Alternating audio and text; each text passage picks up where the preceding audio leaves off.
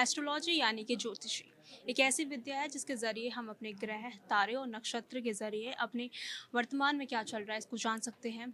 और ये हमारे भविष्य पर किस तरीके से प्रभावित होगी, ये भी जानने में ये मददगार होते हैं। इसी सिलसिले में बातचीत करने के लिए हमारे साथ जुड़ चुके हैं पीपीएस राणा जी, जो कि एक प्रश्न ज्योतिषकार हैं।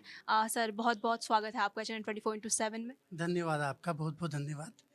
सर, सवाल सबसे पहले ज्योतिषी को लेके यहाँ पे उठता है। काफ़ी लोग इसके बारे में जानना चाहते हैं, तो हमारे दर्शकों को बताइए कि ये चीज़ है क्या? देखिए, जो प्रश्न ज्योतिष है वो मेनली तो ज्योतिष का ही एक पार्ट है और प्रश्न ज्योतिष वहाँ पे हम लगाते हैं या वहाँ पे इसका यूज़ करते हैं जब किसी के पास, किसी जातक के पास कोई अपनी डेट ऑफ बर्थ नहीं होती, उसको एग्जैक्ट टाइम मालूम नहीं है या उसको जन्म स्थान का भी मालूम नहीं है या तीनों चीज़ भी उसके पास नहीं है। तो जब भी जातक कोई हमसे प्रश्न करता है तो उस टाइम पे इंस्टेंट कुंडली, जो उस टाइम पे जो कुंडली बनती है उसके आधार पे हम उसके प्रश्नों के उत्तर देते हैं। इसी को हम बोलते हैं प्रश्न कुंडली या प्रश्न ज्योतिष। उसने प्रश्न किया, हमने कुंडली बनाई, उसका ना कोई डेट ऑफ बर्थ लिया हमने, कोई टाइम नहीं लिया, ना उसका कुछ पूछा। उस टाइम पे जो कुंडली बनेगी उसको बोलते हैं प्रश्न कुंडली। उसी को हम प्रश्न ज्योतिष के नाम से इसको जानते हैं। इससे जो भी जातक हमसे प्रश्न करता है, हम इस आधार पे उसके उसके उत्तर, इस कुंडली के आधार पे उसके उत्तर देते हैं। सर, कई लोगों को अपनी date of birth of time सब कुछ पता रहता है, उसके बावजूद भी वो जानना चाहते हैं कि अभी भविष्य में उनके साथ क्या होगा, कैसे होगा। तो ऐसे में एक ज्योतिषकार किस तरीके से एक मार्गदर्शन के रूप में एक मददगार होता है? बिल्कुल। देखिए, यदि किसी जातक के पास अपनी कुंडली भी है, यानी कि उसको date of birth, time and place भी मालूम है, फिर भी इंस्टेंट यदि हमसे वो कोई प्रश्न करता है, सपोज़ अपनी शादी के लिए प्रश्न करता है या अपनी जॉब के लिए प्रश्न करता है या अपने बच्चों के लिए प्रश्न करता है, तो हम उसके प्रश्न कुंडली से भी इसका उत्तर दे देते हैं कि उसकी शादी कब होगी, कब होने का योग बन रहा है, उसकी जॉब लगने का कब योग बन रहा है। तो उसको प्रश्न ज्योतिष से भी उत्तर दिया सकता है और जो उसकी कुंडली है, उसमें हम उसकी दशाएँ, अंतर्दशाएँ, प्रत्यंतर दशाएँ, इन सबको निकालने के बाद बताते हैं कि तुम्हारे ये जॉब का योग चल रहा है या उसकी शादी का प्रश्न है तो शादी का योग कब चल रहा है, उसकी शादी कब होगी। तो दोनों से उसके उत्तर दिए जा सकते हैं। तो प्रश्न ज्योतिष से भी उसका ये उत्तर दिया जा सकता है, जो जातक हमसे कोई प्रश्न करता है।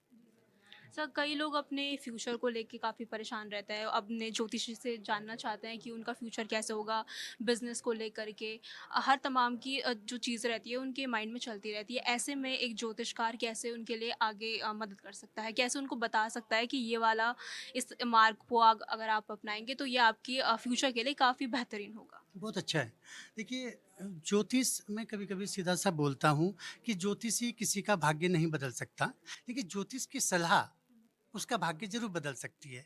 तो हम कहते हैं कि मान लिया कि कोई अभी उसकी अच्छी दशा नहीं चल रही है, ज्योतिष की भाषा में बोलते हैं हम कि भई निकृष्ट ग्रहों की उसकी दशा चल रही है या उसको बोलते हैं त्रिक भाव की दशाएँ चल रही हैं या पाप ग्रहों की दशाएँ चल रही हैं, तो हम कहते हैं कि ये समय उसके लिए अच्छा नहीं होता, जातक परेशान होता है, तो वो जानने का इच्छुक होता है कि मेरा भाग्य कब उदय होगा, मेरा अच्छा समय लाइफ में कब आने वाला है। तो हम उसको बताते हैं कि भई इतने साल में तुम्हारी जब आशीष ग्रह की दशा आएगी, तब तुम्हारा भाग्य उदय होगा और तुम्हारा सारे सांसारिक कार्य, तुम्हारी इच्छाएँ सारी इच्छाएँ पूरी होंगी।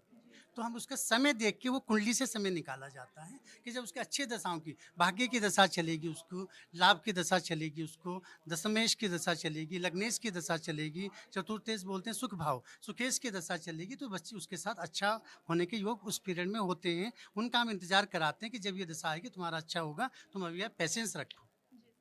सर, एक सवाल ये भी है कि कई जो लोग होते हैं उनके मन में ये प्रश्न रहता है कि बार बार वो हर चीज़, कोई भी उनको उन्हें शुभ काम स्टार्ट करना है या कुछ भी उन्हें नया काम शुरू करना है, तो वो हर चीज़ में सलाह ज्योतिषी की लेते हैं। ऐसे में एक इंसान को हर चीज़ के लिए ज्योतिषी पे डिपेंड रहना, ये चीज़ आपको क्या लगता है, ये चीज़ सही है या नहीं है?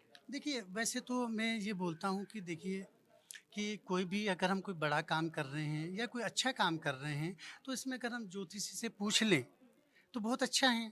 कि भाई मान लें सपोज़ हमें कार खरीदनी है, तो कार खरीदनी, चलो हमने कहा कि भाई बहुत अच्छा एक योग हमने नहीं देखा, लेकिन हमने कहा कि क्योंकि शुक्रवार जो है, शुक्र ग्रह जो है वो गाड़ी का, वाहन का मालिक है, सुख का भी मालिक है शुक्र। तो हम कहते हैं कि भाई ज़्यादा ना हो तो शुक्रवार को तुम अपनी गाड़ी परचेज़ कर लेना।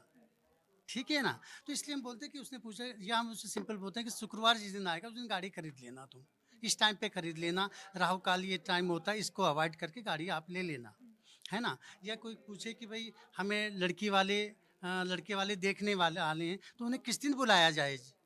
ठीक है? तो जनरली मैंने अपने जो अनुभव देखे हैं, तो लोग संडे को बुलाते हैं, इतवार को बुलाते हैं क्योंकि छुट्टी वाले लोग कि भाई जो सर्विस वाले लोग तो संडे उनके लिए ठीक रहता है। लेकिन संडे को जब वो सेकंड हाफ में बुलाते हैं तो संडे को राहु काल लगभग 4:30 बजे से शुरू होता है। तो हम कहते हैं कि इस बीच में लड़के वालों को लड़की देखने मत बुलाइएगा, क्योंकि राहु काल चल रहा है, बात बनते बनते बिगड़ जाती है।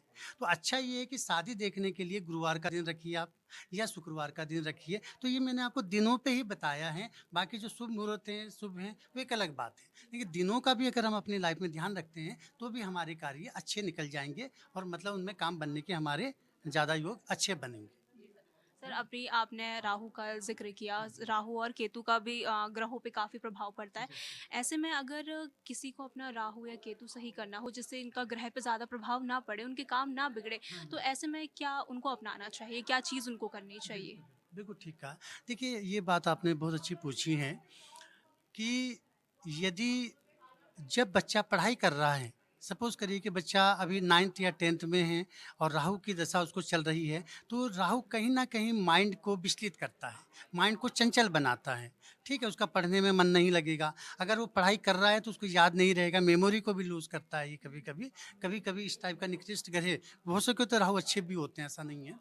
तो हम कभी-कभी बच्चों को बोलते हैं कि राहु के लिए सबसे अच्छा उपाय है कि भई माँ सरस्वती सरस्वती चालीसा आप पढ़ें। क्योंकि सरस्वती बुद्धि माँ बुद्धि की मालिक है और हमें जो है बुद्धि को ठीक करवाना है। तो सरस्वती चालीसा उसको हम पढ़वाते हैं या फिर हम कहते हैं भाई गणेश चालीसा या गणेश जी का कोई मंत्र पढ़िएगा या माँ सरस्वती जी का कोई मंत्र पढ़िएगा। जहाँ बैठ के पढ़ते पढ़ते हैं, जहाँ अपने बुक रखिए पढ़ते हैं, वहाँ सामने माँ सरस्वती का फ़ोटो लगा लीजिए और मोर-पंखी भी साथ में रख लो। क्योंकि मोर-पंखी क्या है कि राहु को जनरली हम सर्प के रूप में भी मानते हैं। राहु सर्प का मुंह हो गया, तो सर्प को सिर्फ कौन काट सकता है? मोर। मोर से डरता है, मोर उसको मार, तो हम कहते हैं मोर पंखी वहां रखिएगा ताकि उसका राहु का जो दुष्प्रभाव है वो हमारे ऊपर ना पड़े। सबसे अच्छा तो मैं बोलता हूँ सरस्वती चालीसा या गणेश जी का कोई मंत्र या सरस्वती का कोई मंत्र पढ़िएगा, माँ सरस्वती की फोटो सामने रख लीजिएगा, इतना काम करें। बाकी इसका जैसे विशेष उपायों में है, सबसे अच्छा उपाय जो है हम कहते हैं कि जटा वाला जो नारियल है, तो वो शनिवार के दिन 9 से साढ़े 10 बजे, शनिवार को जो राहु काल होता है वो 9 से साढ़े 10 बजे का बैठता है, तो उस टाइम पे एक नारियल जो जटा वाला नारियल होता है, पानी के पास जाइए, अपने सिर से 7 बार एंटी क्लॉकवाइज करके चलते पानी में डालिएगा। ऐसे करने से भी राहु के दुष्प्रभाव दूर हो जाते हैं। बहुत बहुत धन्यवाद सर, आप हमारे साथ जुड़े। तो पीपीएस राणा जी हमारे साथ जुड़े थे, जो कि प्रश्न ज्योतिषी हैं, और तमाम जानकारी इन्होंने हमारे साथ साझा की और ये भी बताया कि राहु केतु का अगर प्रभाव पड़ जाए बच्चों पे तो किस तरीके से उसका समाधान किया जा सकता है। एच एन 24/7 के लिए कैमरा पर्सन अर्जुन बिस्ट के साथ मैं विजय लक्ष्मी, देहरादून।